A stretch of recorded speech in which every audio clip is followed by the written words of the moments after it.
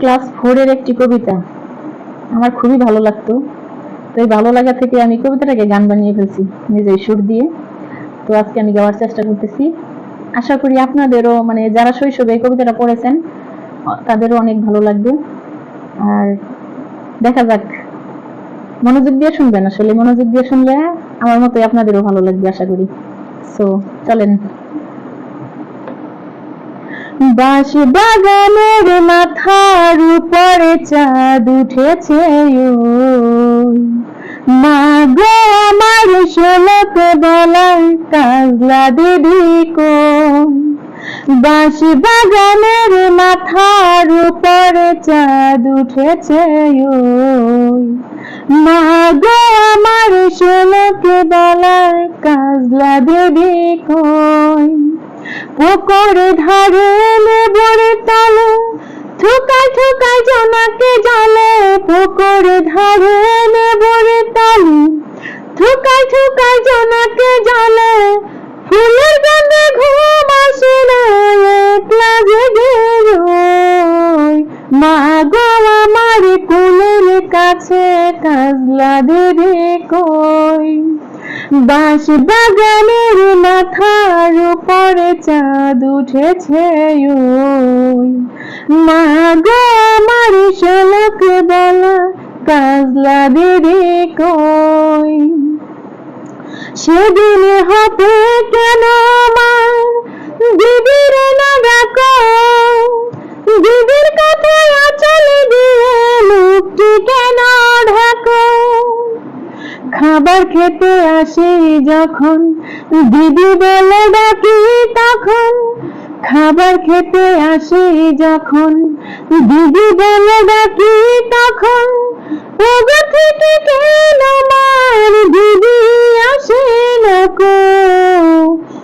আমি ডাকি তুমি কেন চুপটি করে থাকো। বাঁশ বাগানের মাথার উপরে চাঁদ উঠেছে, মা গো আমার শোলক বলা কাজলা দিদি কই। বলে মা দিদি কোথায় গেছে, আসবে আবার কবে। কাজে আমার নতুন ঘরে পুতুল বিয়ে হবে।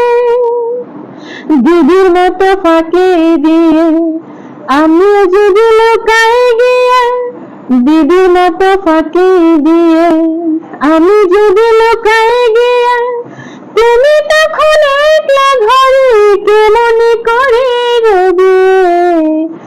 আমি নাই দিদিও নাই কেমন মজা হবে। বাঁশ বাগানের মাথার উপরে চাঁদ উঠেছে, মা গো আমার শোলক বলার কাজলা দিদি কই। ভুই চাপেতে ভরে গেছে শিউলি গাছের তল, মারাস না পুকুর থেকে আনবি যখন যাও। ডালিম গাছের ফাঁকে ফাঁকে বুলবুলিটি লুকিয়ে থাকে, ডালিম গাছের ফাঁকে ফাঁকে বুলবুলিটি লুকিয়ে থাকে।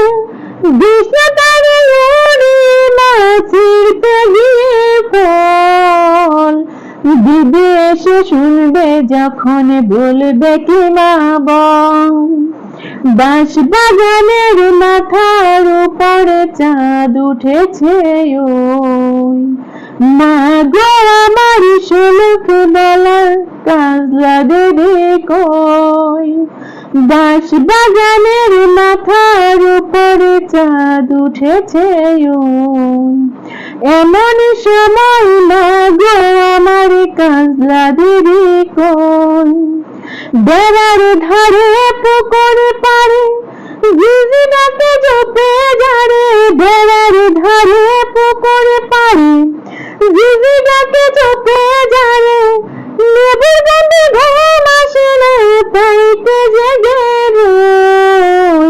রাত হলো যে মা গো আমার কাজলা দিদি কই।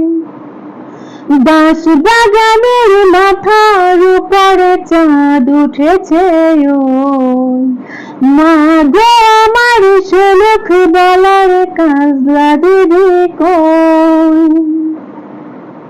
Thank you.